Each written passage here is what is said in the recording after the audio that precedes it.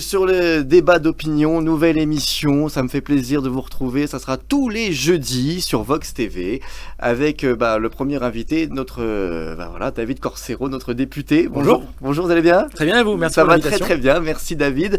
Et Jean-Guy aussi qui est là, citoyen. Bonjour Jean-Guy. Bonjour Cédric. Ça va bien? David. Bonjour. Et voilà, bonjour à tous. Et puis il y a Marc aussi qui est en direct de chez lui. Bonjour Marc. Bonjour. Tu vas bien? Oui, je vais bien. Bonjour à tous. Bonjour à tous. Et donc débat d'opinion, c'est quoi? C'est deux questions et on va débattre pendant maintenant 1 heure. C'est parti, on y va. Et la première question, c'est la sécurité. La violence, bien sûr, est-elle en train d'exploser? Alors, on voit que ça explose en ce moment. On pense aux voitures d'Argenteuil qui ont été brûlées. On pense à la fille aussi qui est décédée, qui a 17 ans. On pense à énormément de choses quand on parle de violence aujourd'hui. Et franchement, on voit que c'est la catastrophe en tout cas. Alors, on va déjà donner la parole à Marc aussi de chez lui. Comme ça, on va savoir un peu ce qu'il en pense. Toi, Marc, pour toi, la violence est en train d'exploser? La violence, je ne sais pas si c'est en train d'exploser ou si on en parle plus. Moi, personnellement, aujourd'hui, j'ai voulu mettre le t-shirt d'un de mes amis qui est chaotique. Je ne sais pas si on voit, c'est sans haine, sans armes ni violence. En fait, c'est un rappeur qui a fait musique par rapport aux policiers, par rapport au harcèlement des fils de policiers, justement, qui est la violence. Et à cause de ça, il est menacé de mort. Donc, du coup, j'ai voulu apporter mon soutien en sachant que il n'était pas pour faire de la politique, il avait un message de paix, c'est un pacifique, et qu'il n'avait pas à être menacé de mort. Et justement, j'ai participé à son clip Projet 18 il y a quelques temps par rapport au caillassage des pompiers ou des policiers. Voilà. Donc c'est dans le vif du sujet. Quand on parle de violence à l'heure d'aujourd'hui, moi je sais qu'à mon époque, on s'en prenait pas aux pompiers. Je suis pas si vieux que ça, j'ai 37 ans. Donc pour toi, la violence, elle est en train d'exploser. Jean-Guy, tiens, je vais te poser aussi la question. Est-ce que pour toi, la violence est en train d'exploser? Le sujet est assez vaste, ça dépend ce que l'on entend par violence. La violence peut être de l'ordre du psychologique, du verbal, de l'économique, du physique, sexuel et aussi institutionnel. En ce qui me concerne, je ne suis pas psychologue, je ne suis pas sociologue. J'ai l'expérience d'avoir évolué 6 ans en tant que sapeur-pompier de Paris dans les quartiers plus ou moins difficiles. En banlieue, donc dans le 93. J'ai travaillé aussi pendant de nombreuses années dans les associations de quartier et de parents d'élèves. Et je suis aujourd'hui chef d'entreprise et j'évolue en permanence sur le terrain, donc au contact de l'humain et dans les quartiers sensibles, voire difficiles. De là à dire que la violence explose, c'est peut-être excessif. Maintenant, la violence est présente et parfois elle est sous-jacente, c'est-à-dire qu'on se présente dans un endroit, dans un quartier, dans une rue, dans une ville. L'image que l'on peut renvoyer parfois est l'image du policier, de l'autorité, et je crois qu'aujourd'hui dans les quartiers on a un refus d'autorité, un refus de se soumettre effectivement aux codes moraux et aux valeurs républicaines. Et c'est parfois difficile effectivement de faire ne serait-ce que son métier ou de circuler dans l'espace public sans être parfois à certains moments intimidé. Les incivilités augmentent, les violences augmentent et aujourd'hui il n'y a plus de gêne en fait pour un jeune ou moins jeune d'ailleurs lorsqu'il commet un méfait ou un délit de s'en prendre à une tierce personne si tant est que cette personne soit au travers de son chemin. Donc c'est assez difficile de répondre à cette question, mais encore une fois je vis et je travaille sur le terrain depuis près de 15 ans dans de nombreuses actions citoyennes et par le biais de mon travail. Mais je me sens pas toujours en sécurité lorsque j'interviens dans les quartiers. Parce que je suis souvent assimilé à un policier par exemple et je pourrais raconter des anecdotes ici ou là de ce que j'ai pu vivre sur cette dernière année. Je prends pour exemple un quartier difficile de la ville où j'évolue assez régulièrement, qui est le quartier nord de Bondy, où j'ai la mamie de mes enfants qui s'y trouve et malheureusement il y a un trafic de produits illicites à certains endroits et lorsque j'y suis, je suis pas serein, je suis observé, je suis approché de près par des jeunes qui me confondent régulièrement avec la police et donc les tentatives d'intimidation sont bien présentes. D'autres situations aussi de la ville où quand je suis dans mon parking, quand j'y rentre ou quand j'y sors, je suis souvent embêté avec des véhicules qui sont mal stationnés et pour peu que je puisse dire quelque chose, j'ai effectivement de la violence verbale et des tentatives d'intimidation. Donc on a monsieur le député qui est là. Donc monsieur le député, bonjour. Donc bonjour.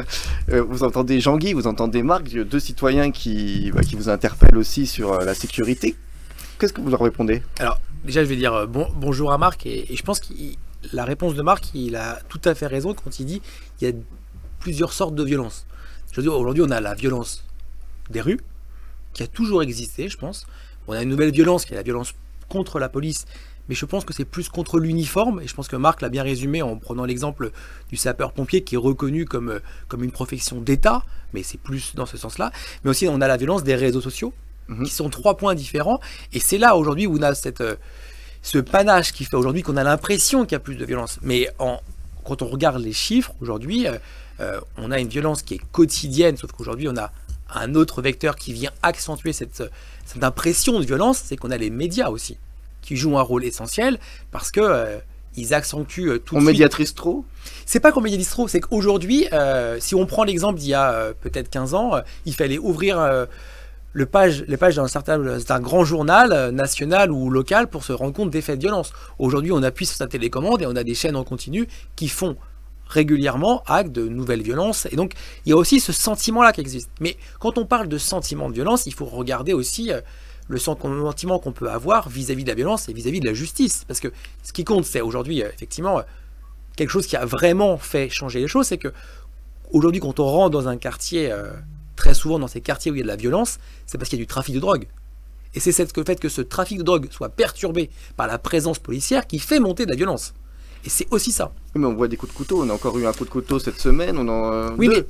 Mais les coups de couteau, c'est pas de la violence de rue, c'est de la violence de réseaux sociaux qui se transforme en agression physique parce que à travers les réseaux sociaux, on a monté un certain type de haine parce que c'est tellement facile. Et vous savez, moi, je suis bien placé pour le dire, parce que régulièrement, on reçoit des insultes régulières sur les réseaux sociaux, parce que les gens sont chez eux, sur les réseaux sociaux, et c'est tellement facile d'insulter quelqu'un ou de mettre un mot négatif à travers son canapé confortablement avec son petit verre de popcorn et son petit verre d'une célèbre marque, c'est tellement facile, sauf que quand vous croisez les gens après dans la rue, il y a un niveau de violence qui monte tout de suite, parce qu'il y a eu tellement d'échanges à travers les réseaux sociaux qui font en sorte qu'automatiquement, l'échange dans la rue n'est plus courtois.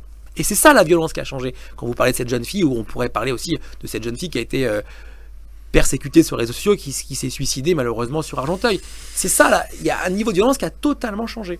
Jean-Guy, je voulais que tu voulais rebondir, Jean-Guy. Oui, justement, pour aller dans la quotidien de ce que disait monsieur le député, c'est vrai qu'on a une banalisation de la violence et on a aussi une utilisation des jeux médias vidéo qui amènent cette violence aussi et pour lesquels il y a une banalisation au sein de certaines familles. C'est-à-dire qu'ils considèrent que c'est normal en fait de laisser un jeune mineur jouer à des jeux comme Grand Theft Auto qui montrent une violence inouïe avec des mots, des attitudes, des armes, enfin de guerre en fait. Et on est dans ce schéma-là. Et je crois qu'il y a un vrai problème aujourd'hui dans la société, c'est que les jeunes aujourd'hui ont moins d'hésitation, les jeunes délinquants aujourd'hui ont moins d'hésitation à passer à l'acte. C'est qu'aujourd'hui, nous sommes dans des quartiers, nous évoluons dans des quartiers où, monsieur le député le rappelait très justement, c'est que le trafic perturbe considérablement l'environnement et le mieux vivre ensemble. Et je crois que dans ces quartiers, ils sont aussi équipés, armés, parfois autant que la police, et je n'irai pas jusqu'à dire que ces quartiers-là sont toujours des zones de non-droit. Pour autant, moi, pour l'avoir vécu, alors je vais donner un exemple précis et concret d'une situation que j'ai connue en mars l'année dernière. Je vais essayer d'être concis, bref et précis. C'était une période électorale pour les municipales. J'allais dans ce quartier pour récupérer mon fils en plein milieu d'un endroit où il y a du trafic de drogue. On m'a vu arriver de loin, on m'a pris par un policier, on a tenté de m'intimider, on m'a coincé à 3 entre la cage d'escalier et l'ascenseur, en pensant que j'étais un policier. On a tenté avec moi l'intimidation, je leur ai dit une première fois enlevez vos mains et sinon ça peut partir. J'ai pris la raison plutôt que l'envie d'aller en main. Et voilà, et derrière, on m'a fait une fouille au corps, une palpation au corps, et ça en est suivi là. Je suis sorti, j'ai vu un véhicule de police, je passe plein d'autres détails, et le policier qui était côté passager m'a dit mais c'est normal que vous faites agresser. J'ai dit pardon, je comprends pas. Mais j'ai dit oui, vous avez une gueule de flic. Donc je dis à un moment donné, est-ce que c'est le retour d'information qu'on doit donner à un citoyen qui est dans l'espace public, qui veut circuler librement pour aller récupérer sa famille? Je ne pense pas, et je lui ai objecté le fait que on était libre de pouvoir bouger. Mais ce que je vous entends, c'est-à-dire qu'il y a une anti-haine dans les flics, dans les quartiers. Ça, c'est une haine. C'est une évidence, parce qu'encore une fois, ce que le disait monsieur le député, encore une fois, très justement, c'est que le policier, le gendarme, c'est l'autorité, c'est l'image, c'est l'uniforme, comme le pompier. Je l'ai vécu il y a 23 ans en tant que pompier de Paris, on se faisait caillasser ou tirer dessus à coups de carabine à plomb parce qu'on intervenait pour un feu de poubelle en cœur de la cité. Après la violence avec les policiers, il y a toujours eu police, voleurs, qui hop, on se tape et tout. Moi, depuis que je suis petit, je vois ça. Hein, je sais pas si je suis fou, mais je vois ça. Mais là, je trouve que la violence, même entre jeunes, c'est même plus maintenant, il n'y a même plus police, jeunes. Oui, je pense que ça a été dit juste avant, la banalisation de la violence, elle vient aussi de ce fait-là. Aujourd'hui, c'est ce qu'on disait tout à l'heure, quand moi j'étais petit, je jouais aux gendarmes et aux voleurs. Ouais. Aujourd'hui, je ne connais pas d'enfants dans une école maternelle qui jouent aux gendarmes et aux voleurs. Non. Donc c'est que les choses ont quand même bien évolué. La banalisation de la violence, le fait que la violence est montée d'un cran dans la jeunesse, c'est aussi ça, que ce soit à travers les jeux, que ce soit aussi à travers les réseaux sociaux. On n'est plus dans une bienveillance systématiquement. On passe à l'acte plus facilement parce que on a une montée de la violence traditionnelle et classique. Et c'est pour ça que je pense que nous, en tant que parlementaires, on a un rôle à jouer parce que aujourd'hui, on peut dire ce qu'on veut, mais le travail de la police est fait systématiquement, enfin c'est mon sentiment, mais on a un autre travail de l'autre côté qui doit être accompagné du travail de la police, c'est le travail de la justice. Et le travail de la justice, c'est en corrélation avec ce que la police approuve pour faire en sorte qu'on puisse faire plus de répression. Sauf que vous connaissez la différence entre le pouvoir, c'est qu'il y a une séparation des pouvoirs, donc automatiquement, nous, on ne commente jamais les décisions de justice, et c'est là où on pourrait laisser croire que ce sentiment de plus de violence fait croire que la justice ne fait moins bien son travail. Par contre, si vous voulez qu'on parle de chiffres, là, on a des chiffres précis, et ça peut être un autre débat, par contre. Marc, toi, qu'est-ce que tu en penses de tout ça, de ce que se dit depuis tout à l'heure? Parce que c'est vrai que Marc, t'es à la maison. Marc, on t'écoute. Bah alors moi, je pense que j'ai beaucoup travaillé dans le genre des personnes dans le rap. Et en fait, le rap d'aujourd'hui, on critique qu'il est plus comme il a été il y a 20 ans, la old school et new school. Et en fait, il faut dire que le rap, il reflète la réalité d'aujourd'hui. Donc, si le rap est plus violent désormais, c'est que la violence est plus présente, en fait. Mais aussi, il faut dire qu'à l'heure d'aujourd'hui, il y a beaucoup de gens qui poussent les gens aux extrêmes, qui font que les gens sont confrontés les uns les autres et qu'il n'y a plus forcément de solution au dialogue. Par exemple, quand on voit l'éducation nationale, on a supprimé pas mal de postes. En fait, il y a beaucoup moins d'écoute parce qu'à l'époque, le prof, il était aussi médiateur, il écoutait les gens, il écoutait les difficultés qu'ils avaient les gens chez eux, dans la vie, et ils étaient plus à même de répondre. Voilà. Oui, Jean-Guy. C'est vrai que sur ce sujet, je reviens juste à un point évoqué tout à l'heure, c'est qu'on a un vrai souci, c'est qu'au début des années 80-90, on avait cette autorité légitime que défendait Max Weber, et aujourd'hui, on ne l'a plus, cette autorité légitime. Et il y a un autre problème aussi dans tout ça, c'est qu'il y a une appropriation de l'espace public, c'est qu'aujourd'hui, un jeune dans les quartiers difficiles, sensibles, où on sait qu'on a une paupérisation du quartier, parce qu'on a une volonté politique manifeste aujourd'hui de développer le logement social. Moi, je reviens encore une fois, c'est une situation que je connais, que j'ai combattue lors des dernières élections municipales. On est sur Bondy, 48% de logements sociaux. Quand on prévoit autant de pourcentage de construction de logements sociaux. Moi, j'y suis, à titre personnel, pas opposé. Pour autant, quand on ne prévoit pas à côté de cela des infrastructures publiques de qualité, des commerces, des écoles, des crèches, des espaces verts, des parkings, on fait de paupériser un secteur, un endroit, on ghettoise le secteur et on vient avoir des problèmes d'insécurité ou de tranquillité publique. À titre d'exemple, je suis dans un immeuble aujourd'hui qui a été livré il y a moins de 5 ans. Je suis professionnel de l'immobilier, indépendant, chef d'entreprise, j'interviens partout. J'ai un immeuble, j'ai un appartement à la vente sur un secteur de Bondy qui est à 200 mètres de mon appartement. L'immeuble de 1960, il est mieux entretenu que l'immeuble qui a été livré il y a 5 ans. Mais c'est un sujet de la sécurité. Bah oui. Mais... oui, mais pour dire que l'insécurité et la sécurité ou la violence est présente. C'est-à-dire que dans l'immeuble où je suis, la porte d'entrée de l'immeuble a été fracassée une fois au moins. À hauteur d'1 mètre 20, 1 mètre 30 du sol, vous avez des traces de pieds au mur. L'ascenseur est régulièrement en panne. L'immeuble, il est neuf en fait. Il a été livré il y a 5 ans. Donc pour moi, ça pose un vrai problème en tout cas de bien vivre et ensemble et de tranquillité publique. Il y a un autre souci aussi à travers ça, c'est quand je parlais d'autorité tout à l'heure, c'est qu'il y a une vraie difficulté. Je ne remets pas en cause, bien entendu, le travail de la police nationale qui fait pour moi un travail exemplaire et qui malheureusement subissent aussi parfois des violences assez importantes et malheureusement avec des décès que l'on a pu connaître tout à l'heure récemment en France. En échangeant hier avec des amis qui sont dans la police nationale ou la police municipale, ils m'expliquaient qu'une chose, c'est qu'il y avait un vrai problème de recrutement et que si on ne modifie pas les choses, d'ici quelques mois, il y aura un vrai problème d'effectifs au niveau de la police municipale nationale parce que beaucoup moins de monde qu'avant veulent s'orienter vers ce type d'activité professionnelle. Est-ce que c'est vrai ça, qu'on a moins de gens qui veulent s'engager dans la police? Alors, sur ça, je ne vais pas pouvoir vous répondre. Tout ce que je peux vous dire, c'est que moi, je ne recrute pas pour la police. Après, tout ce que je vois, c'est qu'aujourd'hui, il y a 10 000 postes qui, depuis le début du mandat, sont ouverts. Aujourd'hui, on a recruté 6 000, donc il reste 4 000. Donc peut-être que ça rejoint les propos qui sont tenus juste là. Moi, je ne peux pas vous expliquer la difficulté sur le recrutement. Tout ce que je vois, c'est les moyens qui sont mis en place. On est, en tout cas, pour cette mandature, on est à plus 2,7 par année en termes de milliards qui sont mis en plus sur la police. Mais la vraie difficulté sur la violence, c'est que on ne peut pas régler une problématique de violence comme ça, du jour au lendemain. l'effectif policier qui a été fait, d'enlever la police de proximité, pour moi, c'est le vrai sujet.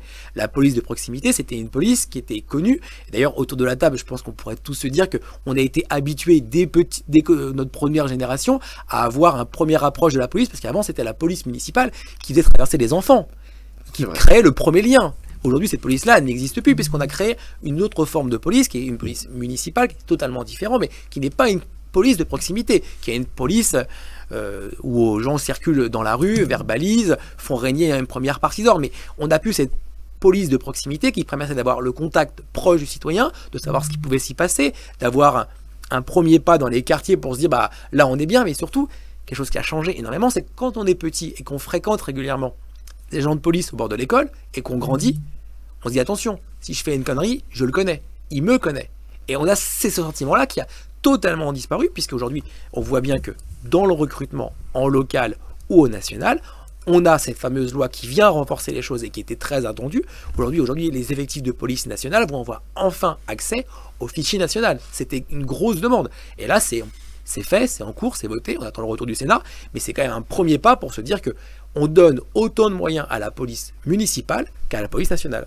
Bon, bah, très bien, déjà, au moins, ça avance, on va dire. Oui, après, il y a autre chose, oui. C'est vrai qu'on peut dire aujourd'hui que la délinquance n'est pas en train d'augmenter. La violence, par contre, augmente. C'est que les faits de violence, aujourd'hui, on le voit à travers les médias et les différents faits divers que l'on a pu connaître ces derniers temps. Et elle augmente partout et considérablement. C'est-à-dire qu'aujourd'hui, on est voilà, témoin visible ou invisible de ce qui se passe, en fait, de quel que soit l'environnement où on évolue. C'est pour ça que dans le cadre de la loi sécurité globale, aujourd'hui, il faut le dire, il faut que les gens qui nous regardent l'entendent, commettent un méfait sur un acte de policier, il n'y a plus de clémence possible. C'est très clair aujourd'hui. C'est-à-dire que ce soit la suppression des crédits automatiques qui sont faits, ça n'existe plus. Aujourd'hui, quand vous créez un acte contre un élu, quelqu'un qui représente sous une forme d'autorité, en termes de jugement, il n'y a plus de clémence possible. C'est-à-dire que c'est plus le cas. Et ça, on ne l'entend pas assez. Dans la loi de la sécurité globale, c'est ce qui a été voté, c'est ce qui a mis en application. Et c'est aussi ça qui fait qu'aujourd'hui, vous avez des gens qui commettaient des méfaits sur des policiers qui étaient condamnés à 1 an, ils ne faisaient pas les 1 an de prison. Ils étaient automatiquement relâchés parce qu'il y avait un jeu de se dire, pendant 1 an, on a automatiquement le fait de se dire, on a une peine aménagée, on a une semi-liberté. Aujourd'hui, il n'y a plus de clémence. Aujourd'hui, vous êtes condamné à une peine réalisable tout de suite. Marc, qu'est-ce que tu penses de tout ça, Marc? Moi, je rejoins monsieur le député par rapport à la police de proximité. C'est vrai qu'à l'époque, avant qu'on supprime tous ces postes, et là qu'on est en train apparemment de remettre à l'ordre du jour, les gens avaient du dialogue avec cette police, on les connaissait, on pouvait discuter, il peut avoir un discernement, on apprenait à se connaître, et ce qui fait on pouvait apprendre le respect des deux côtés. En fait, nous on les respectait, eux nous respectaient. Je parle pas forcément qu'on était dans la délinquance. Dans la délinquance, c'était pas notre jeu d'être copains avec eux, mais c'est vrai que on pouvait dialoguer avec eux et apprendre. C'était pas rare qu'un policier qui joue au ballon avec des jeunes de quartier. Maintenant, tout ça, ça n'existe plus. Donc c'est peut-être ça qui a poussé les gens à, en fait, la politique du chiffre, quoi, à les détester. Le fait qu'il n'y ait plus le droit à la parole, le fait de dialoguer. On leur a dit faites des statistiques, faites du chiffre, et les gens, ils les ont eu à dos. Alors dans le fait du chiffre, ça c'est pas forcément ce qui est fait. Après, la vraie question, c'est qu'aujourd'hui, on est dans un monde où on demande de tout quantifier. C'est ça la vraie difficulté. Donc aujourd'hui, on vous demande combien de plaintes, combien de vols de voitures. C'est ça la difficulté, c'est qu'aujourd'hui, les citoyens ont une exigence, donc on est bien obligé de quantifier les choses pour pouvoir répondre à ces chiffres-là. Après, voilà, je ne peux pas dire qu'aujourd'hui, il y a une politique de chiffres. Moi, je ne sais pas, je ne suis pas policier, et quand je les entends, et ce n'est pas forcément ce qu'ils me disent. Ils me disent qu'aujourd'hui, il y a une violence, certes, qui a progressé, surtout contre l'uniforme, et c'est là où ça devient important, mais cet uniforme, aujourd'hui, vous avez vu dernièrement les visages des policiers qui étaient affichés dans une cité, dans les halls d'immeubles. Voilà, aujourd'hui, on n'a plus de respect ni pour l'homme et ni pour la fonction. Et c'est là où c'est dangereux. Jean-Guy. Là où c'est effectivement pour moi très dangereux, c'est qu'aujourd'hui, il y a moins d'hésitation de la part des jeunes délinquants pour passer à l'acte, en fait. Et aujourd'hui, force est de constater que quand vous allez dans un commissariat pour porter plainte, dans la grande majorité des cas, votre plainte, elle n'est pas prise. on vous prend effectivement, on prend votre déposition, mais la plainte elle n'est pas prise, ou elle n'est pas suivie de fait, et aujourd'hui les tribunaux sont surchargés de dossiers. Je discutais hier justement avec une amie, une connaissance qui est éducatrice spécialisée, donc qui intervient régulièrement auprès des juges pour enfants du côté de Bobigny. Elle m'expliquait que les dossiers, ils en avaient par-dessus la tête en fait, qu'ils avaient du mal à voir le jour de la fenêtre tellement ils avaient de dossiers, et que les dossiers ils étaient présents dans le bureau, que en gros dans un certain nombre de conditions les toilettes elles étaient pas propres. Enfin voilà, c'est de la violence aussi quelque part. C'est comment voulez-vous qu'on traite aujourd'hui les gens qui commettent des faits ou des méfaits si de l'autre côté on n'a pas une justice qui soit efficace et qui soit en capacité de pouvoir rendre un jugement et de la mettre en application dans un délai relativement court. C'est qu'aujourd'hui on a ce sentiment, en tout cas les jeunes ont ce sentiment d'être dans l'impunité totale en fait. Donc ils recommencent, et à partir du moment où ils sont pris la main dans le sac, ils vont en garde à vue, ils sont relâchés, et la majorité du temps il n'y a pas de jugement en application sur eux, parce qu'ils sont dans des situations où sur le plan pécuniaire ils sont insolvables.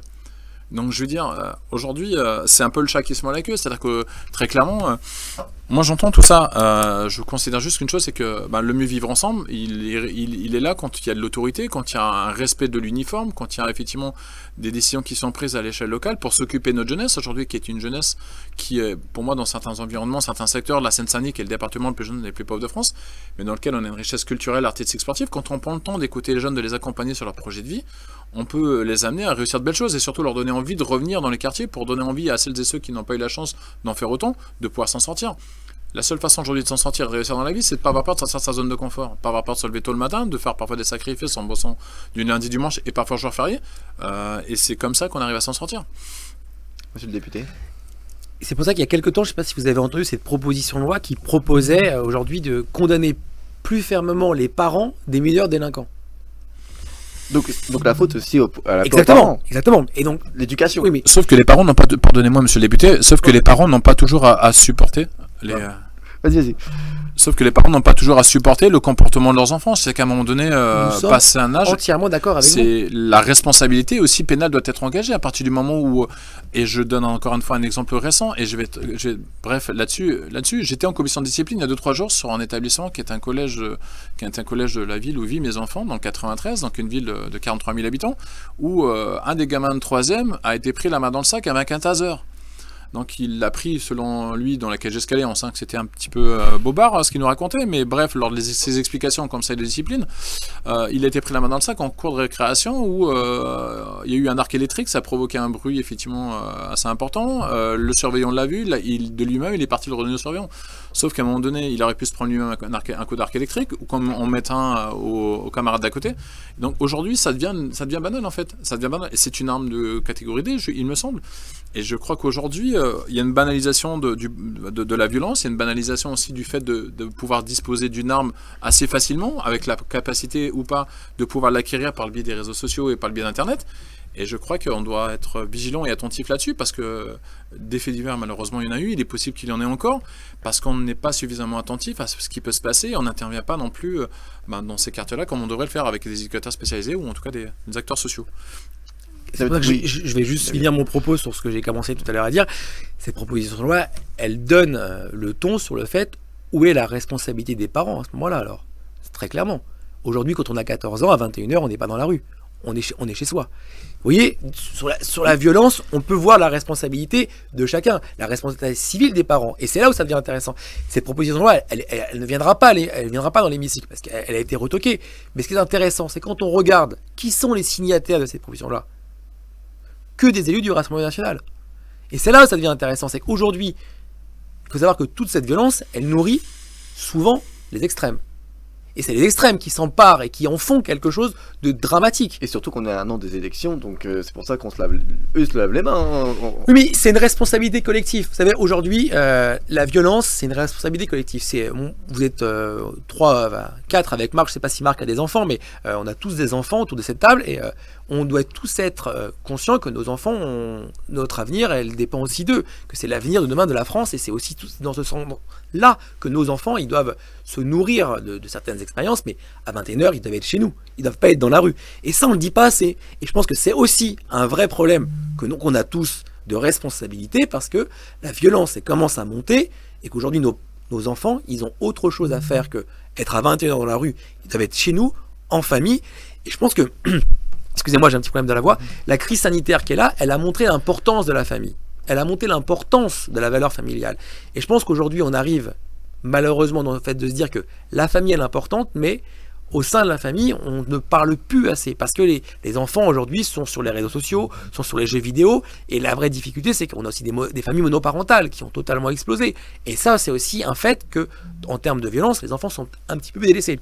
Et je pense que la violence est un fait qui fait que ça rejoint la politique familiale, et c'est pour ça que nous, au sein du groupe Monem, on prône vraiment, je ne sais pas si vous l'avez vu, sur le fait qu'il faut revoir la politique familiale, parce que la politique familiale actuelle, elle date d'après-guerre. Depuis, rien n'a été fait, ou quelques petits aménagements. Et je pense que c'est un ensemble de choses qui fait en sorte qu'on pourra avoir moins de violence. Comment contrer la violence? Déjà, on va conclure, mais comment contrer cette violence? Déjà, on va donner la parole à Marc aussi, parce que j'ai oublié Marc. Vous savez que Marc, il est à la maison. Marc, t'es chez toi et je t'oublie. Marc est là. Marc, est-ce que tu voulais rebondir ce qu'il dit, et après on va voir comment on contre cette violence? En fait, je n'ai pas tout à fait tort que les parents devraient être responsables de leurs enfants, surtout quand ils sont jeunes mineurs. Parce que c'est vrai que quand les enfants traînent, moi à l'époque, à 14 ans, je ne pas dehors, et c'est vrai qu'il y a un problème de responsabilité des parents qui sont peut-être démissionnaires, parce que à un certain âge, il faut rentrer, être chez soi, faire ses devoirs, regarder la télé, et pas forcément traîner et être influencé par des gens plus âgés, plus expérimentés, qui vont vous mener dans la mauvaise voie en fait. Parce que c'est quand même connu que dans la rue, on fait pas de très bonnes rencontres. Maintenant, c'est vrai que par rapport à ça, on peut mettre plus d'éducateurs qui offrent du dialogue et de la médiation plutôt que de mettre les gens les uns contre les autres et qui font monter la violence. C'est un peu simple que la haine appelle à la haine, quoi, en fait. Sauf que Marc, dans ce que vous dites, Marc, ce qui est intéressant, c'est que il y a la part de l'État, mais aussi il y a la part de la commune.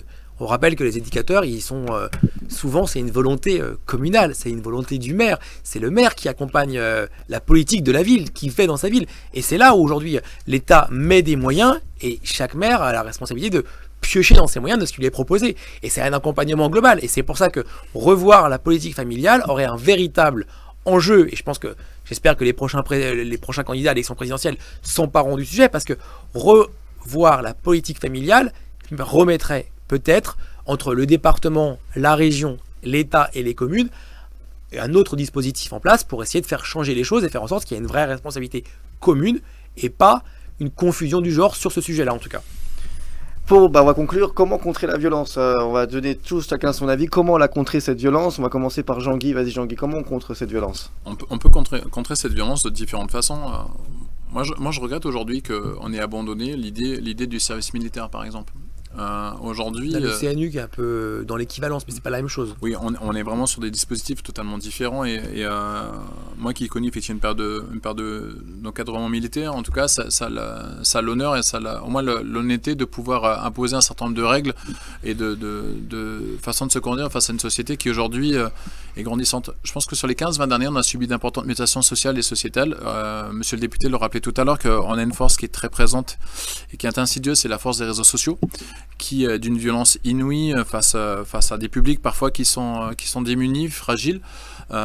Et aujourd'hui, face à cette violence que l'on a, le fait que l'on puisse avoir un service militaire digne de ce nom, avec un encadrement, pourrait permettre à des jeunes d'avoir justement ce respect de l'uniforme, ce respect de l'autorité, et encore une fois, appréhender d'une manière différente des règles de savoir-vivre en collectivité. Voilà. On a souvent des dégradations à l'échelle de certaines communes. Voilà. Les jeunes qui commettent des faits ou des méfaits pourraient être suivis et encadrés aussi par des personnels formés, qualifiés, pour pouvoir leur permettre justement de redorer l'image un petit peu de nos quartiers, de nos villes. Voilà, en tout cas, c'est une des idées, c'est une des pistes de réflexion, mais ce n'est pas la seule forcément, et je ne voudrais pas monopoliser la parole trop longtemps, c'est la raison pour laquelle non, il n'y a pas de problème, mais je voulais savoir. Marc, comment contrer cette violence pour toi, Marc? En fait, il n'y a pas forcément de solution miracle, sinon on l'appliquerait, mais par rapport au service militaire, moi j'ai rien contre. C'est vrai que pour les illettrés, ça leur permettait d'apprendre à lire, à écrire, ça prenait souvent le permis, c'était le premier métier, et après on évoluait dans la vie, parce que c'est vrai, à l'heure du service militaire, on a 18 ans, quand on part un peu en décalage, un peu en vrille, on est vite remis, on va dire, les pieds sur terre grâce au service militaire, Mais par contre, il faudrait pas leur apprendre le maniement des armes. Ce serait plutôt idiot, quoi. Je veux dire, déjà, il y a de la violence. Alors, si on pousse à se servir des armes, c'est un peu idiot. Redonner du sens et de la valeur à nos valeurs républicaines de liberté, d'égalité, de fraternité, en fait. Et je parle aussi d'équité, parce que l'équité, c'est souvent ce qui manque dans la société d'aujourd'hui, et c'est rappeler aussi à travers des cours d'instruction civique l'importance, en tout cas, d'être effectivement un bon citoyen, ou en tout cas un citoyen modèle qui, lui, est là pour œuvrer au bon et au mieux vivre ensemble dans son quartier. Avant de vouloir que l'État, les pouvoirs publics prennent leurs responsabilités, il faut d'abord qu'il y ait une responsabilité individuelle avant d'être une responsabilité collective. Si chacun à son niveau est vigilant et est attentif à ce qui se passe dans son propre environnement, du point de vue de la sécurité, du point de vue de la propriété, du point de vue de la manière dont il doit se comporter lui-même autour de chez lui, avec le respect des voisins, sur les nuisances sonores, sur la manière de se comporter quand il rentre et sort de chez lui, je pense qu'on s'en sortira mieux et on pourrait mieux vivre notre vie au quotidien. Ça va être difficile de conclure après ce qu'il vient de dire. Je pense que là, tout est dit. Je pense que la violence, c'est une affaire de tous. Que la peur doit changer de camp. Moi, c'est ce que vraiment je vous dirais. C'est qu'aujourd'hui, voilà, dans les valeurs républicaines, on a la chance quand même de tous vivre dans des quartiers où il fait bon vivre. Ce qui dégrade la qualité de cette vie-là, c'est la violence. Et qu'aujourd'hui, je pense que c'est une responsabilité commune. Et c'est un accompagnement commun, que ce soit de l'autre côté de la police et de la justice. Et voilà, je pense que la règle, elle est commune et uniforme à tout le monde.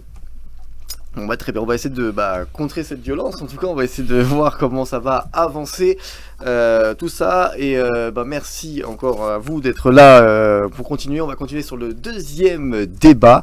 Donc le deuxième débat, devra-t-on vacciner nos enfants? Et ça bien sûr oui, est-ce qu'on sait qu'on a une crise sanitaire qui est toujours là d'ailleurs, même si les terrasses ont été réouvertes hier. Voilà, hier. Vous avez bu un petit café à la terrasse? J'ai bu un petit café à la terrasse, et j'ai pas eu le temps d'aller déjeuner, mais c'est prévu. C'est prévu, Jean-Guy? Non, pas vraiment eu le temps, mais, mais voilà, je devais le faire, et puis finalement la journée s'est enchaînée d'une manière assez folle, et voilà, j'ai pas eu le temps de le faire, mais ça ne saurait tarder. Marc? Moi j'ai bu un petit café à la terrasse, et j'étais content de profiter. Bon bah voilà, il y en a beaucoup qui ont profité hier, on a vu des images, mais voilà, il y a quand même le vaccin qui est là, le vaccin, ça y est, les gens sont de plus en plus vaccinés, ça on le voit que ça commence à prendre. Vous êtes vacciné? Moi? Ouais. Non, pas encore. Pas encore, mais je pense qu'on va tous y venir, et je pense que je vais bientôt le faire, et quand je le ferai, je le ferai sur les réseaux. Hein, je crois que voilà, faut pouvoir rentrer dans les critères éligibles, ce qui n'est pas forcément évident, parce que moi, à titre personnel, j'ai tenté via Doctolib de pouvoir trouver un lieu de vaccination, alors qu'il y avait des créneaux disponibles à certains endroits, et en appelant, parce qu'ils préconisaient effectivement d'appeler avant, non, c'était pas bon pour moi, parce que je rentrais dans l'âge que quand on va sur Doctolib, ce qui est assez drôle, c'est qu'il y a un certain nombre de critères éligibles, et puis après il y a une petite case en bas toute petite où c'est précisé à partir de 18 ans et critères non prioritaires, donc je me suis collé dessus. Et j'ai eu un certain nombre d'emplacements à priori disponibles, mais en appelant, on m'a dit non, vous ne rentrez pas dans les critères éligibles, donc ce n'est pas possible. Donc il faudra attendre, en tout cas juin. Mais autrement, vous avez la deuxième solution qui est c'est vite ma dose, c'est des créneaux vacants qui permettent de se dire aujourd'hui, vous avez un centre. Je ne vais pas citer un centre n'importe lequel, celui de Sannois, où il y a des créneaux disponibles, et les gens ne viennent pas, ou confirmer qu'ils ne viennent pas dans le bâtiment, non, ces créneaux sont disponibles, et donc vous avez tous ces créneaux disponibles, et c'est dans ces cas-là, vous pouvez aller vous faire vacciner directement, parce qu'il n'y a pas de critère d'âge, il faut avoir plus de 18 ans, et donc voilà, c'est pour ne pas perdre de dose, ne pas gâcher, et donc ça permet de se faire vacciner, voilà, tout simplement. C'est vite ma dose, c'est ça? Marc, dose, ouais. Marc, t'as été vacciné? Merci. On commence comme ça. Moi, j'ai été vacciné. T'as été vacciné? Même des deux doses. Félicitations Marc. Bravo. Et vous, monsieur le député? Exactement. Alors, moi je... Attends, on écoute Marc. Non mais on va laisser finir. Vas-y Marc, vas-y Marc, désolé. Parce qu'en fait, j'ai un problème de surpoids, je suis obèse, et j'ai un masque pour respirer la nuit, donc j'ai le droit de le faire. Moi je suis à Mandelieu, la petite sœur de Cannes. Et les maires de Cannes et de Mandelieu ont décidé de bien avant l'heure, descendre les niveaux d'âge, par rapport à l'état demandé, par rapport aux gens qui étaient, comment dire, qui avaient des causes de comorbidité. Et du coup, j'ai pu en bénéficier avant tout le monde. Enfin, avant tout le monde ailleurs en France, mais sur la Côte d'Azur, là, les Mandelieu, on a pu en profiter un peu avant. Et vous, monsieur le ministre, monsieur le député, monsieur le député David Corcero, vacciné? Moi, je serai vacciné prochainement. J'ai un rendez-vous, puisque vous savez que tous les candidats aux élections à venir peuvent se faire vacciner parce qu'on va devoir aller au contact systématiquement des citoyens et surtout être présent dans les bureaux de vote. Donc voilà, donc on a une date qui approche, voilà, je serai vacciné prochainement et je devrais être vacciné avant les 2 doses, avant le premier tour. Voilà. Très bien. Et alors, est-ce qu'on doit vacciner nos enfants? Ça, c'est la question qu'on se pose. Est-ce que vous êtes d'accord pour vacciner nos enfants? Tiens, Jean-Guy, est-ce que toi, tu serais prêt à te faire vacciner nos enfants? Je crois qu'à l'instar de ce que disait Madame Marie-Paul Kenny, qui est la présidente du comité vaccin Covid-19, je pense que la vaccination universelle permettrait comme une immunité collective. Donc je crois qu'aujourd'hui, voilà, les avis sont partagés. En tout cas, une bonne partie des scientifiques aujourd'hui partent du principe que si effectivement on vaccine une bonne majorité de la population, en tout cas on va réduire considérablement le nombre de personnes contaminées et le nombre de personnes infectées ou diminuer à cause du Covid. Je crois qu'aujourd'hui, si on veut reprendre une activité normale ou à peu près normale, parce que je crois que de toute manière, après cette crise sanitaire sans précédent, ça va être très difficile, très compliqué de faire comme si de rien n'était et de reprendre une vie comme avant. Rien ne sera plus jamais vraiment pareil. Pour autant, voilà, si on veut pouvoir reprendre une vie normale sur le plan social et sur le plan économique, je pars du principe que oui, voilà, il faut pour moi vacciner les enfants. Et voilà, les études sont en cours du côté de Pfizer et BioNTech, donc justement pour pouvoir voilà, garantir une sécurité sanitaire à ce niveau-là. Donc il faudrait attendre bien entendu encore quelques temps pour être un peu plus rassuré, mais je crois que les études sont en cours et elles sont en bonne voie sur des échantillons d'enfants qui sont entre 18 ans ou 12-15 ans. Marc, toi, tu es pour faire vacciner les enfants? Toi qui as eu les 2 doses d'ailleurs, et tu l'as bien vécu, ce qu'on voit d'ailleurs, est-ce que tu es pour qu'on fasse vacciner les enfants? Alors, je suis ni pour ni contre, chacun pour son libre choix. C'est surtout les parents qui vont décider. Mais bon, si c'est vrai que pour eux, c'est pas mortel, c'est très. Pourquoi les vacciner? C'est ce qu'on ne sait pas. Alors aujourd'hui, si dans 10 ans, il y aura un risque. Et quelque part, ça en va de l'avenir de l'humanité, de préserver les enfants. Maintenant, s'il y a un bénéfice-risque pour eux et il y a grande chance que ce soit mortel, oui, les vacciner, mais c'est pas le cas à l'heure d'aujourd'hui. Et je suis même pour plus qu'on vaccine les personnes fragiles à comorbidité, c'est-à-dire les personnes âgées, obèses, diabétiques. Moi, c'est pour ça que je l'ai fait. Parce que moi, je me suis dit, si dans 10 ans, il y a un problème avec les vaccins, moi, si je l'ai maintenant, c'est à la fin du mois que je suis plus là.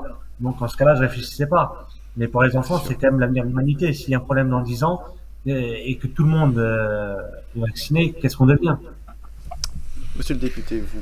Alors moi je vais répondre sur plusieurs points. Ouais. Aujourd'hui, premièrement, je pense que la vaccination des enfants, elle n'est pas à l'ordre du jour du tout. On a effectivement, comme vous l'avez dit tout à l'heure, un premier laboratoire qui est Pfizer, qui mène une étude sur les 2-11 ans, c'est très précis, sur le fait où est-ce que ça a une vraie incidence. Aujourd'hui, moi, je vais juste rappeler les règles, c'est que l'agence européenne n'a pas donné d'autorisation, donc pour l'instant, c'est vraiment pas à l'ordre du jour. Il faudra attendre l'autorisation, ça c'est le premier point.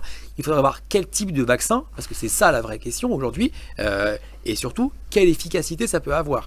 Moi, je vais juste faire une autre parenthèse sur un autre pays, qui est les États-Unis, qui, eux, ont vacciné tout de suite les enfants sur une étude qui a été faite sur 2000 Américains. On peut voir que l'efficacité, elle a été à 100% tout de suite.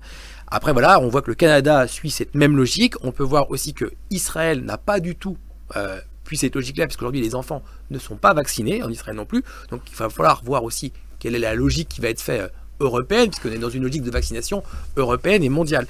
Après, moi, je veux juste rappeler le premier fait qu'aujourd'hui, on a très peu de cas d'enfants qui sont contagieux et qui ont transmis la Covid-19, c'est aussi après.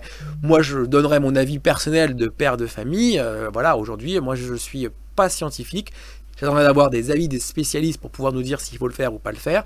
Et après, en bon père de famille, je prendrai une décision avec mon épouse sur le fait où est-ce qu'on fait vacciner ou pas nos enfants.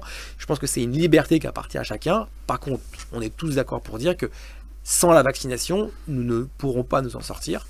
Sans la vaccination, c'est la seule chose aujourd'hui qui nous permet d'avoir un avenir et de voir l'avenir. La vaccination, ça nous permet de se dire qu'aujourd'hui, on est protégé. Et après, il faut voir ce que les variants, et c'est là où c'est un peu plus compliqué, parce que les variants aussi ont un effet. Parce qu'aujourd'hui, Marc a été vacciné. Voilà. Mais est-ce qu'aujourd'hui, la variante fait en sorte que ces vaccinations soient protège Marc à 100%. Moi, je suis pas spécialiste, donc je peux pas répondre à cette question-là. Et d'autant plus qu'aujourd'hui, si les variantes sont de plus en plus fréquentes et qu'il faut vacciner les enfants, je pense que c'est 2 points importants. Et je pense qu'aujourd'hui, il faut faire confiance à l'ARS et à l'Agence européenne de vaccination qui, elle seule, pourra nous donner les bonnes consignes s'il faut ou ne pas faire. Voilà. Jean-Guy. Là-dessus, je rejoins totalement la position du député. C'est vrai qu'aujourd'hui, à l'augmentation du nombre de vaccins pour les adultes, il y aura un report conséquent du côté des plus jeunes. Alors certes, les plus jeunes aujourd'hui ne sont pas atteints par la maladie du Covid-19. Cela étant, ils sont quand même porteurs sains et asymptomatiques. Et aujourd'hui, si on ne vaccine pas un maximum les enfants, alors encore une fois, c'est un avis, mais qui est un avis personnel, je suis quasi convaincu, persuadé qu'on aura beaucoup plus de mal à s'en sortir, en sachant que de toute manière, ça fait plus d'1 an et demi, 2 ans qu'on traîne ce virus maintenant, 1 an et demi au moins, que l'activité économique est au point mort, et qu'à un moment donné, l'État, l'argent dans les caisses de l'État, il y en a plus, quoi. Et je crois que les entreprises à tous les niveaux aujourd'hui subissent cette crise de plein fouet. Et beaucoup aujourd'hui mettent la clé sous la porte, sont en faillite parce que justement ils ne sont plus en capacité de subvenir à leurs propres besoins, ce que sont salariés, et encore une fois sur le plan familial, les crises sont là aussi, les crises sociales, les crises économiques, et ça a des incidences assez importantes. Après, les enjeux des essais et des vaccins cliniques qui sont actuellement faits, c'est l'efficacité et la sécurité du vaccin. Vérifier, bien entendu, que le vaccin n'aura pas d'interférence avec les vaccins des enfants. Donc c'est une question qui est aujourd'hui en suspens. C'est la raison pour laquelle aujourd'hui en France et en Europe, ils ont du mal à donner cette autorisation pour vacciner les enfants. Mais à un moment donné, il sera certainement nécessaire de le faire pour garantir effectivement une immunité collective. Marc ? Je dirais qu'il y a à boire et à manger en fait. Hein. Mais ouais, s'il faut le faire parce que les variants évoluent, et qu'on n'a pas le choix parce que les enfants sont touchés, en ce cas-là, il faut le faire. Mais à l'heure d'aujourd'hui, les enfants, ils n'ont pas vraiment de soucis.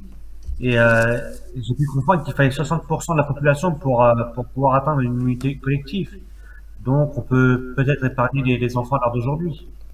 Et là, moi j'ai une question à vous poser, monsieur le député. On voit que les vaccins, ça y est, ça augmente, tout simplement.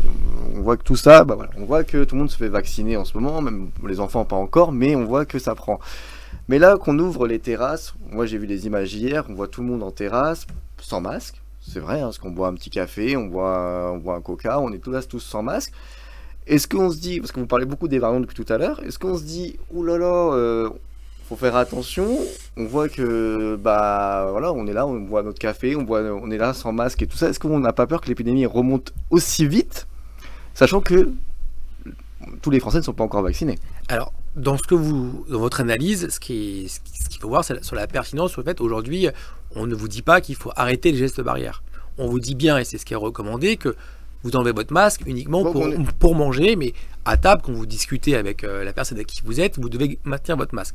Ça, c'est le premier point. Le deuxième point, il faut reconnaître que dans ce qu'on a mis en place aujourd'hui, ce sont des chiffres bien précis, 10 millions, 20 millions, 30 millions, 40 millions en juillet. L'objectif, c'est d'aller chercher cette immunité collective. Donc l'idée, c'est de se dire que, je ne sais pas si vous vous souvenez de la situation l'année dernière, à la même période, en juillet, on demandait automatiquement à tout le monde de mettre le masque dans les lieux publics, mais pas dans la rue. Aujourd'hui, on a quand même énormément appris. Tout à l'heure, j'entendais le point de l'évolution, mais c'est un virus inconnu, je rappelle, qui a muté. C'est ce qui a fait qu'on est reparti sur un deuxième confinement. On a la chance, qu'il faut le dire, c'est qu'on donnait 3 ans pour trouver un vaccin. Les spécialistes, chercheurs ont mis 1 an à trouver un vaccin.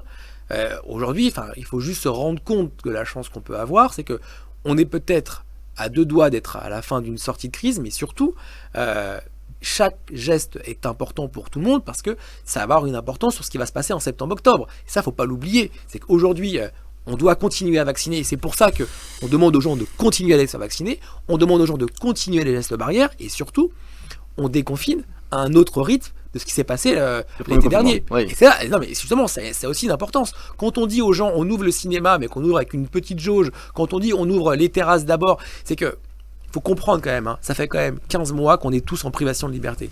Je pense qu'on a tous qu'une seule envie, c'est que ça s'arrête et qu'on aille dans le bon sens. Par contre, on a une nouvelle fois appris qu'il faut le faire étape par étape. Et ça, les Français en sont conscients. Moi, je le dis régulièrement. Je croise énormément de Français qui nous disent qu'ils n'ont qu'une seule envie, c'est de retrouver une vie normale. Et je vous rassure, je pense que tous autour de la table, on n'a qu'une seule envie. Et Marc aussi, de retrouver tous une vraie vie. Jean-Guy. Moi, j'ai un avis un peu plus mitigé. Encore une fois, je vis sur le terrain et je la rencontre effectivement de beaucoup de gens, différents milieux, associatifs, culturels, sportifs, économiques et autres. Ça fait 1 an et demi effectivement que ça dure. Au départ, on nous a dit, lorsque la Covid était connue, que le masque ne servait à rien. On nous l'a surtout dit parce qu'on n'en avait pas en quantité suffisante. Après, on nous a dit le vaccin, il faut le faire, mais on n'avait pas suffisamment de vaccins. Enfin bref, c'était à chaque fois une information qu'on nous donnait, mais on n'était pas en capacité de faire le bon choix, en tout cas le choix que l'on estimait être le mieux pour nous. À ce moment-là, je pense que c'était la communication qui était pas bonne au gouvernement. Je pense que c'était un... Si vous voulez, je peux répondre. Oui, allez-y, David Corso, n'hésitez pas. Moi, ce que j'aime, c'est faire le bon choix. Aujourd'hui, je rappelle que personne ne connaissait ce virus. C'est un virus nouveau. Je rappelle que nous, on a une culture latine. Marc va me confirmer, encore plus dans le sud. La culture latine, elle est importante. Je rappelle que ce virus est apparu en Chine, où dans la culture chinoise, on porte le masque toute la journée quasiment. Sauf que le virus est apparu en Chine, sans vouloir vous interrompre, monsieur le député, c'est que le virus il est apparu en Chine en octobre 2019. Oui. Et donc il a été connu en France au moins en janvier, à travers la ministre de la Santé. Oui, justement, relisez ce que l'ARS dit à ce moment-là. L'ARS ne sait pas s'il faut préconiser le masque ou pas le masque. Enfin, on est politique, on n'est pas scientifique. C'est la vraie chose. Nous, on s'appuie sur des recommandations de l'ARS et de l'Agence du médicament. Si eux nous disent qu'il ne faut pas porter le masque, nous, on ne fait que répéter ce que les scientifiques nous disent. C'est ça la vraie différence. Et après, je vais revenir sur ce que vous avez dit juste avant. Effectivement, on a une vraie différence. C'est qu'aujourd'hui, sur cette stratégie qui peut être mise en place ou pas, vous parlez d'économique. Je rappelle juste que le pays européen qui a la meilleure croissance en berne, c'est vrai, mais c'est la France. Parce que la France est bénéficie d'un plan de relance. On est supérieur aux Allemands. Donc la France qui a protégé le mieux les entreprises, c'est grâce au plan de relance européen. Et c'est là où aujourd'hui, en sortie de crise, on a tous notre part de responsabilité parce que la reprise, elle dépend tous de nous. Et c'est là où aujourd'hui, vous qui êtes chef d'entreprise, vous qui êtes aujourd'hui dans la volonté de repartir travailler, c'est là où on peut se dire, il faut repartir, il faut y aller, mais par contre, il faut y aller dans les bonnes conditions. Et c'est pour ça que les gestes barrières et la vaccination est importante parce que économiquement, on le dit, une deuxième mise ou un quatrième mise en confinement serait beaucoup plus compliqué que ce qu'il peut y avoir aujourd'hui. Et c'est là où le rôle de chacun est important. Par contre, voilà, pour l'histoire du masque, on peut en débattre autant qu'on veut. Moi, ça me fait sourire. Hein. Mais je vous dis juste qu'aujourd'hui, dans cette crise sanitaire, il y a quelque chose d'hyper positif. Je ne sais pas si vous avez remarqué les chiffres, mais il n'y a eu aucune maladie enfantine. Aucune. C'est-à-dire que le masque a un vrai rôle de protection sur les nourrissons, par exemple, alors qu'en France, on ne le portait pas avant.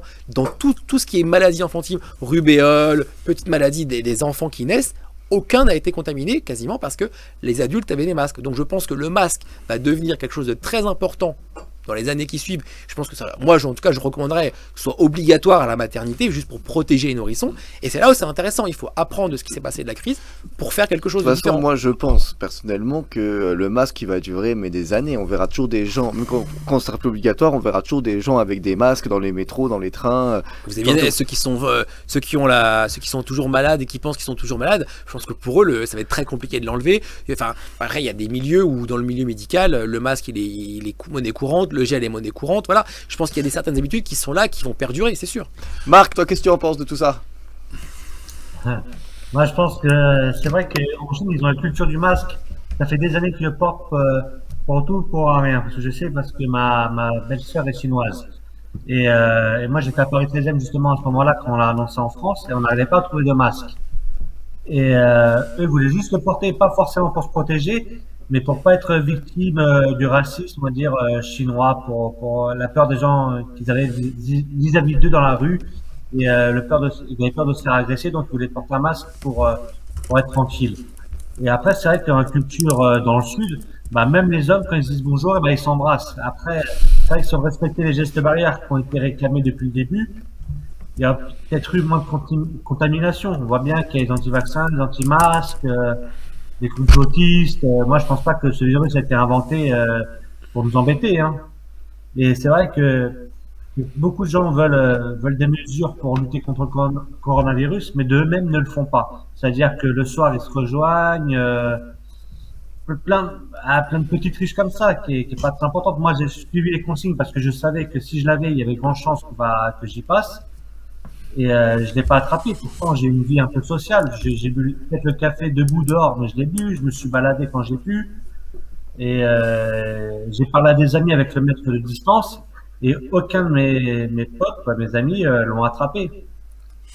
Bah attends, heureusement, en tout cas, hein, franchement, heureusement que personne ne l'ait attrapé dans ton entourage, Marc, et il y en a qui ont perdu aussi du monde, hein, que cette maladie, on le sait aussi, du Covid, et tout simplement. En tout cas, Jean-Guy, toi, tu voulais rajouter quelque chose, que j'ai vu que tu avais noté quelque chose, donc comme je vois que je prends des notes. Je suis pas spécialiste, je suis pas expert ou scientifique sur la question et sur le sujet de savoir ou pas savoir si y a eu des maladies infantiles et s'il y a eu des soucis par rapport à ça. Toujours est-il que moi, j'ai été, encore une fois, je reviens sur l'exercice de ce que je fais en fait au quotidien, très simplement en tant que citoyen engagé, et aussi humble, aussi modeste que je peux l'être. En pleine période de crise sanitaire l'année dernière, il était question, lors des engagements citoyens que j'ai avec des amis, d'aller délivrer des pains au chocolat et des croissants. C'est peut-être anodin, c'est peut-être bête, mais à des personnels médicaux dans les EHPAD. Les personnels qui étaient en première ligne n'étaient pas équipés de masques, alors qu'on était au mois de mars, on était au mois d'avril, alors qu'on était conscient du danger, du problème que ça pourrait représenter pour eux. Et qu'au moment où j'y allais avec un ami, donc sur Bondy, il y avait 2 décès par jour sur une période de 15 jours. Sur une période de 15 jours, ils ont perdu quasiment 50% de leur effectif. Donc, moi, je dis juste cela, et vous parliez tout à l'heure, Cédric, du fait de perdre des proches. Moi, j'ai perdu le papy de mes enfants, qui est décédé du Covid, c'était fulgurant en 3 jours de temps. Famille nombreuse, on n'a pas pu l'accompagner pour son dernier souffle. De voir un être cher à travers une vitre partir, rendre son dernier souffle et de ne même pas pouvoir l'accompagner lors de son dernier souffle et de ne pas pouvoir l'accompagner pour la mise en terre, c'est quelque chose de terrible. Maintenant, à dire que voilà, l'État n'a pas été à la hauteur de ce qui s'est passé, c'est mentir et ça serait fausser ce que je pense. Aujourd'hui, je pense que n'importe quelle politique qui aurait pu être menée ou qui est menée dans le cadre de cette crise sanitaire sans précédent, voilà, aurait eu un dilemme très important, aurait eu effectivement des conditions d'exercice hyper compliquées. Pour autant, aujourd'hui, moi je fais partie de ceux qui pensent que si on veut s'en sortir, il faut qu'un maximum de gens soient vaccinés. Bien entendu qu'il faut prendre toutes les garanties nécessaires. Il est vrai encore une fois que pour poser un vaccin, il faut que les protocoles sanitaires soient respectés, soient validés. Souvent ça prend des dizaines d'années avant que ça soit le cas. Aujourd'hui, les plus gros laboratoires au monde se sont penchés sur la question, sur le sujet. Je pense qu'on peut, en tout cas je l'espère, c'est ce que je pense, leur faire confiance. Maintenant, concernant les enfants, voilà, les études sont en cours, il faudra voir ce qu'il en est. Et puis après vérifier, s'assurer qu'au préalable, bien entendu, que tout soit OK, et que les différentes validations de l'ARS et autres soient données pour pouvoir, et l'agence européenne du médicament puisse être donnée pour pouvoir permettre justement aux enfants de pouvoir supporter ce vaccin. David? Je pense que là, il a tout résumé. Après, voilà, je pense qu'il y aura une liberté individuelle comme on peut l'avoir aujourd'hui. Je pense qu'il faut. Moi, je vous l'ai dit, je suis pas vraiment le scientifique et spécialiste. Moi, je regarde ce qu'ils font, je regarde les préconisations, et à partir de là, on aura tous une liberté de pouvoir choisir. Après, voilà, s'il faut en passer par la vaccination des enfants, voilà, je pense que ce sera un choix individuel. Mais aujourd'hui, surtout la vraie question va se poser, ce sera quel type de vaccin? Ça sera la vraie question, je pense. Oui, parce que si on prend AstraZeneca, je pense que c'est mort. Non, mais de toute façon, AstraZeneca, c'est pas possible, puisque c'est pour les plus de 55 ans. Donc voilà, après voilà, c'est...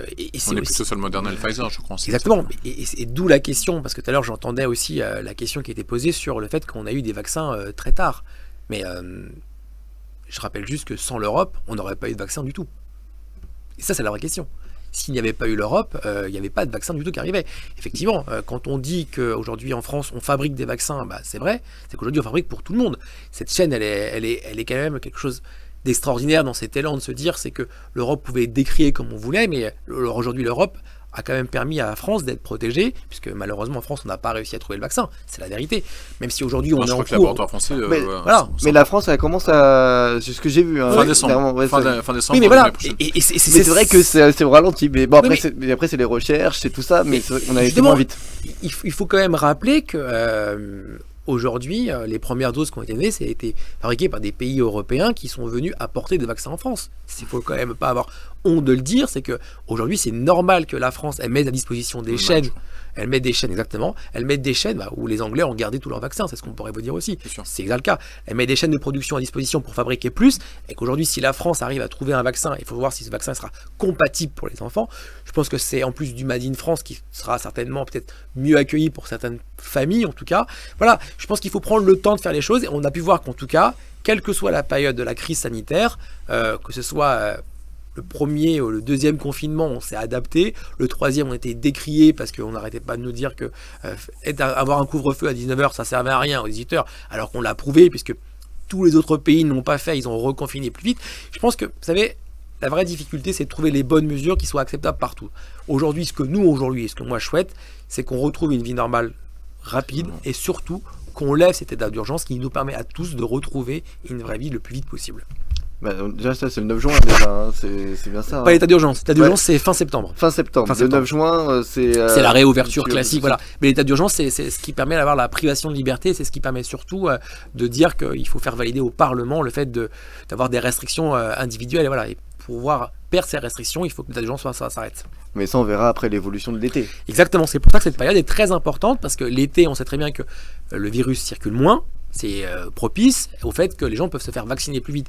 D'où la grande question qui a été posée dernièrement. Est-ce que les gens pourront avoir une première dose chez eux et avoir une deuxième dose en région où ils sont en vacances? Voilà, ça c'est une organisation qui est totalement différente. Mais si vous avez l'occasion aujourd'hui et vous avez du temps, il y a les vaccinodromes qui se ferment hyper tard. Sarcelles ferme après 21h, 22h.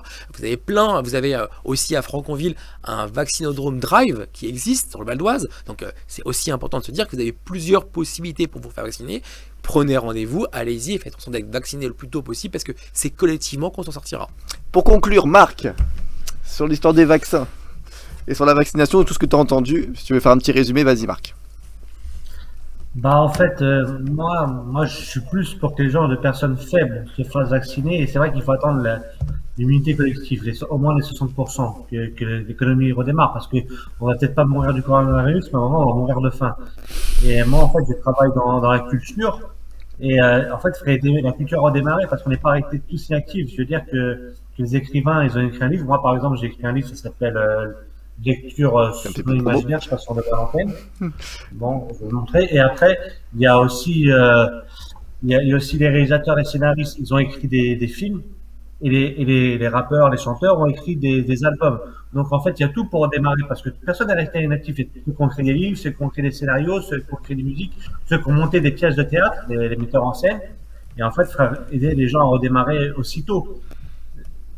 Alors, on le voit bien dans l'industrie du cinéma, apparemment on a plus d'une quarantaine de films qui devaient sortir, qui ne sont pas sortis, où les programmations se sont dit bah non on le sort pas parce qu'on peut pas aller au cinéma.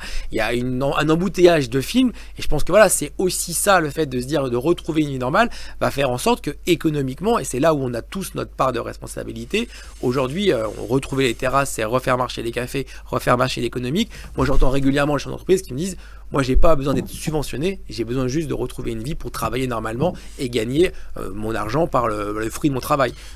Jean-Guy, oui. C'est pas faux, mais j'ai encore une fois, c'est un exemple récent, hein, c'est du concret, c'est du jour.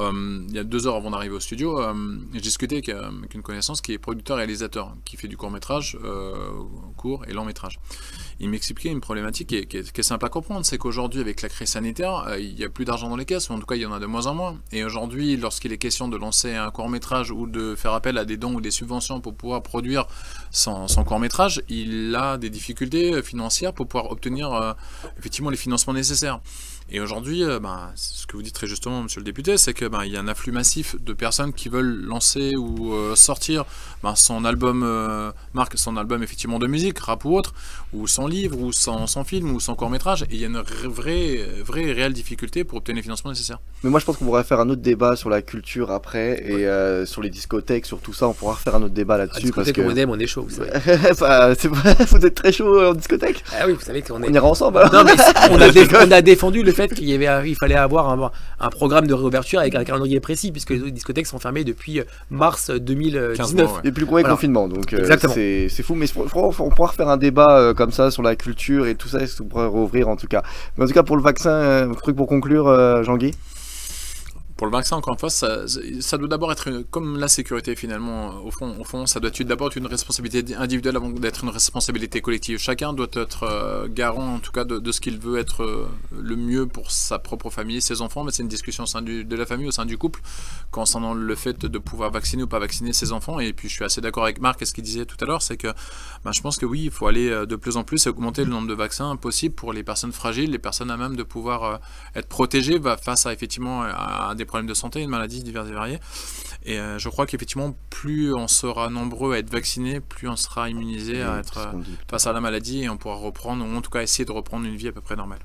David, pour conclure. Ouais, pour moi, une bonne décision, c'est une décision avec les tenants et les aboutissants. Moi, j'attends les recommandations, j'attends savoir quel type de vaccin, j'attends d'avoir les études scientifiques qui permettent de dire quels sont les risques pour les enfants, surtout, voilà, s'il y en a ou s'il n'y en a pas, et à partir de là, on prend une décision. Très bien, merci Marc aussi d'avoir été avec nous dans Question d'opinion pour la première émission. Merci beaucoup. Merci beaucoup, ça m'a fait plaisir. Et merci à toi Marc d'avoir débattu et puis avoir débattu avec le député David Corsero. Merci Jean-Guy. Merci.